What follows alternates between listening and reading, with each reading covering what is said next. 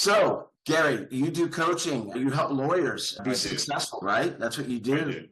Yeah, my approach is there's a lot of psychology in this. Like I really Sure. understand the lawyer mind.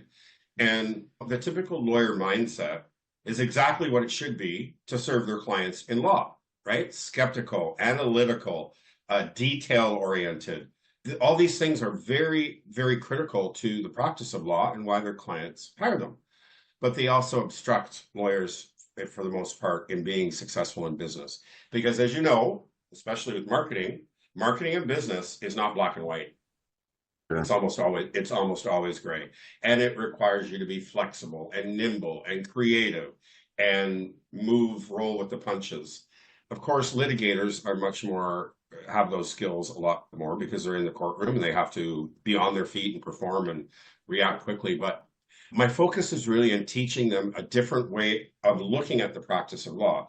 It's all focused on their goals, their vision. Like I'm never telling a client what they should be doing. They come to me if, quite frankly, if they're fed up of the old system, the old, Sure. they've worked for enough bigger firms and they put the work in. They know how to be a great lawyer, but they're fed up and they want to do something more on their own. So that's my sweet spot. I mean, I've worked with solo practice lawyers right up to partners at international firms and everything in between. And I still do, Tom, because I think it's important to keep an eye out on what is going on in the industry overall, right?